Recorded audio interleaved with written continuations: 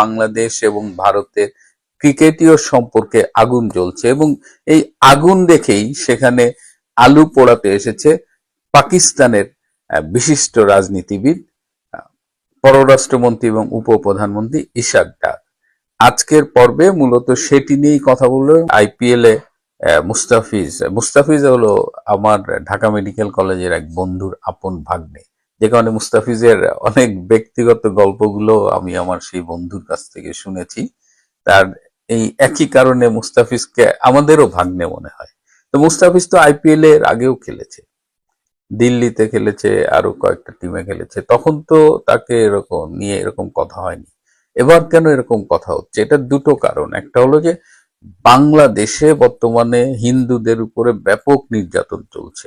এই যে দীপুকে পুড়িয়ে হত্যা করা হলো, তারপরে খোকন দাসকে হত্যা করা হলো, আরো অনেককে এরকম ঘটনা ঘটেই চলছে। তো সবতেই এই হিন্দু নির্যাতন, হিন্দুদের হত্যা, এটা নিয়ে ভারতে একটা প্রতিক্রিয়া হচ্ছে। আবার ভারতেরও একটা নিজস্ব রাজনীতি আছে, ভারতের রাজনৈতিক দলগুলোরও একটা এজেন্ডা আছে।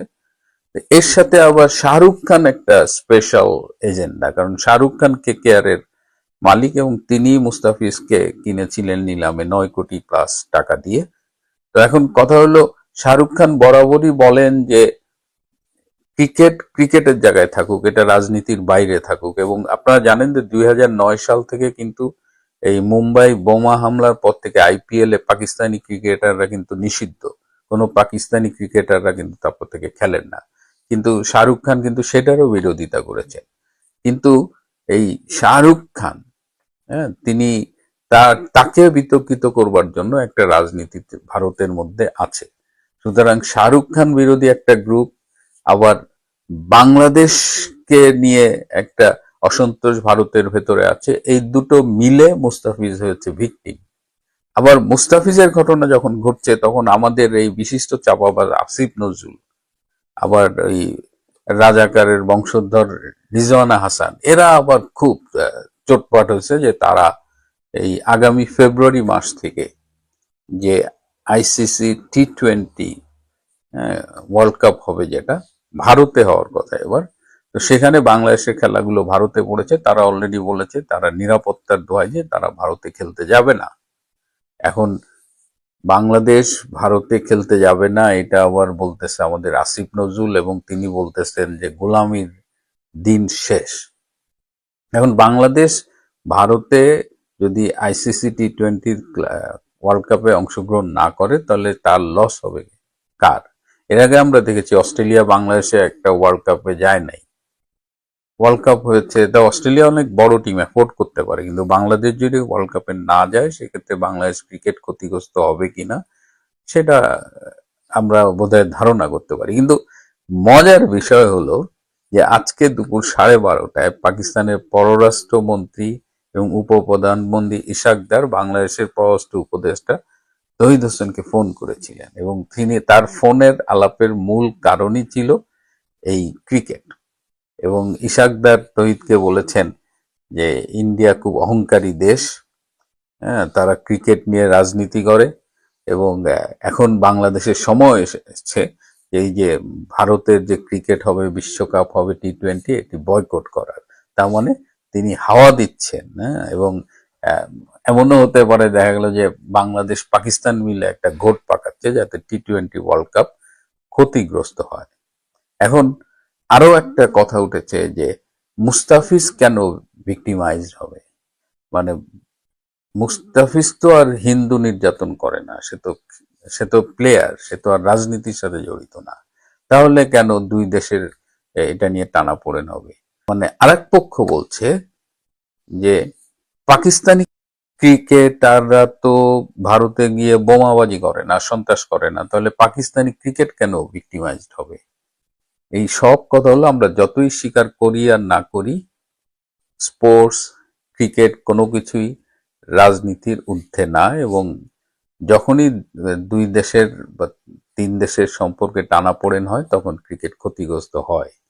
তো আমার অবাক লাগছে যে ইশাক ডার এই বিষয়টা নিয়েও কিন্তু হাওয়া দিচ্ছে। এবং আন্তর্জাতিক জাতীয় পর্যায়ে যখন একের পর এক ঘটনা ঘটছে, তখনই আমরা দেখলাম যে হবিগঞ্জে এক বৈষম্য বিরোধী ছাত্র নেতা, যিনি নিজে একদম পুলিশ স্টেশনে যে দাবি করেছেন যে সে পুলিশের এসআই সন্তোষকে হত্যা করেছেন, তো সেই আত্মস্বীকৃত পুলিশের খুনিকে পরবর্তীতে পুলিশ যখন গ্রেপ্তার করে, তখন ইউনূস প্রশাসন তাকে দ্রুততম সময়ের মধ্যে জামিন দিয়েছে। দেশে যে আইনের শাসন নেই, পুলিশের আত্মস্বীকৃত খুনিকেও ইউনূস সরকার মাথায় তুলে রাখে, সেটা দেখেও বাংলার সুশীল সমাজ কিন্তু একেবারে নীরব, চুপচাপ, কারো মুখে কোনো রা নেই। প্রিয় বন্ধুরা, আজ এ পর্যন্তই। ভালো থাকবেন, সুস্থ থাকবেন, তার চেয়েও জরুরি হলো নিরাপদে থাকবেন। এর অন্যতম অহংকার পেসার মুস্তাফিজুর রহমানকে ঘিরে ভারত যেটি করলো, ভারতের ক্রিকেট বোর্ড বিসিসিআই যেটি করলো, সেটি একেবারে নজিরবিহীন। এবং এই যে আইপিএল খেলায় কলকাতা নাইট রাইডার্স KKR যে মুস্তাফিজুর রহমানকে 9,20,00,000 রুপিতে নিলামে কিনে নিয়েছিল, সেইখান থেকে মুস্তাফিজুর রহমানকে বাদ দেওয়ার যে সিদ্ধান্ত, তাতে কতটুকু ভারত বাংলাদেশের দ্বিপাক্ষিক রাজনৈতিক সংকট সৃষ্টি করছে, অথবা ভারতের অভ্যন্তরীণ যে রাজনীতি সেটিকে কেন্দ্র করেও বা এটি কতটা ঘূর্ণায়মান, সে বিষয়টি আমাদের বিশ্লেষণের অবশ্যই প্রয়োজন রয়েছে। এবং একই সাথে বলবো, মুস্তাফিজুর রহমানকে কেন্দ্র করে ভারত যে সিদ্ধান্ত নিয়েছে, তার পরিপ্রেক্ষিতে বাংলাদেশ যে সিদ্ধান্ত নিল 2026 সালের T20 বিশ্বকাপ খেলতে ভারতে বাংলাদেশ দলের না যাওয়ার সিদ্ধান্ত, এবং একই সঙ্গে ইন্টারন্যাশনাল ক্রিকেট কাউন্সিল ICCর কাছে বাংলাদেশের খেলাগুলো যাতে শ্রীলঙ্কার মাটিতে হয় সেই আবেদন করা হবে, এই সিদ্ধান্তকে আমরা অবশ্যই স্বাগত জানাচ্ছি। আমি নিজেই ক্ষেত্র বিশেষ ভারতের সাথে বাংলাদেশের এই মুহূর্তে যে সম্পর্ক, ভারতকে উদ্দেশ্য করে আমাদের এখান থেকে উগ্রবাদী সাম্প্রদায়িক গোষ্ঠীর বিভিন্ন পর্যায় থেকে যে নানান ধরনের উস্কানিমূলক বক্তব্য দেওয়া হচ্ছে, সেগুলোরই তীব্র প্রতিবাদ জানিয়েছি আমি নিজে।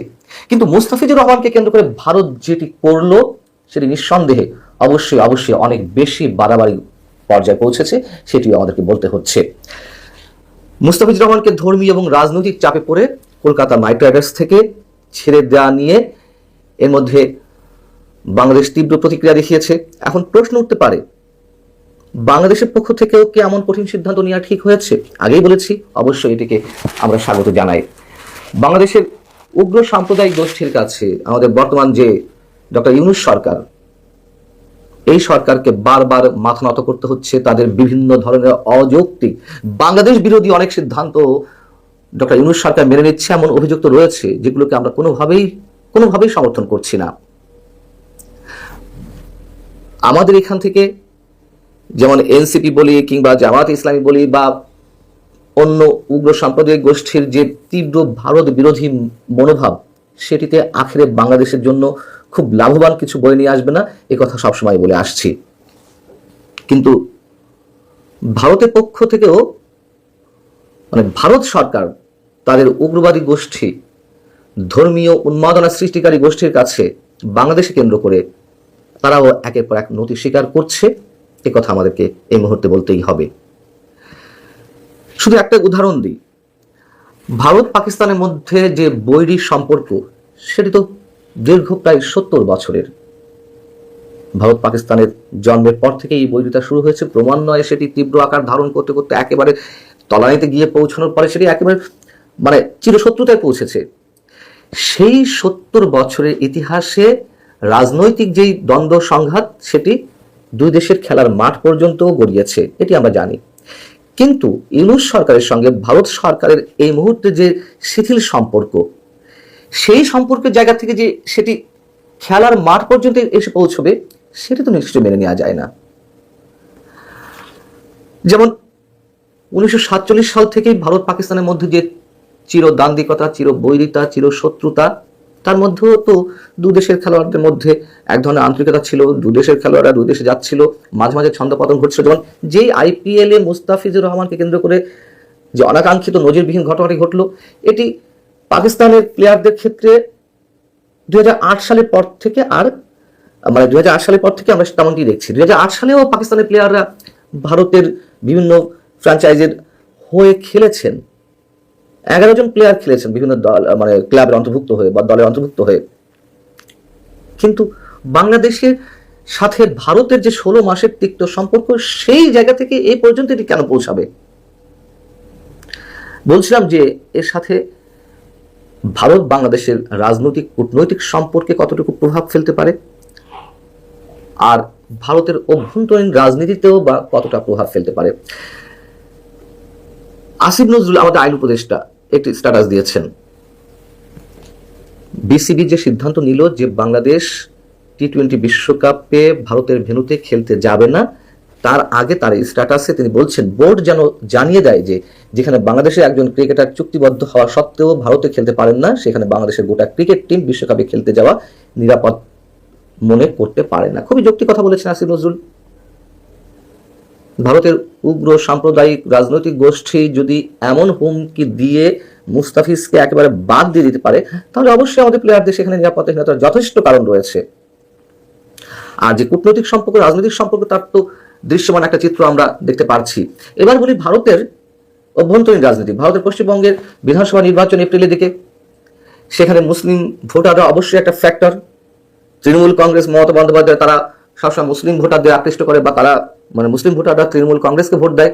বিজেপি সেটি সহ্য করতে পারে, বিজেপি আবার সেখানে উগ্র সাম্প্রদায়িক খেলা খেলে, এবং এটি তারই একটি অংশ সম্ভবত।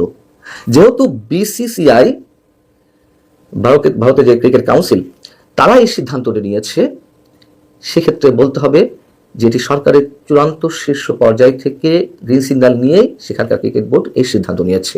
অতএব এখানে তাদের অভ্যন্তরীণ রাজনীতির অবশ্যই একটি বিষয় আছে।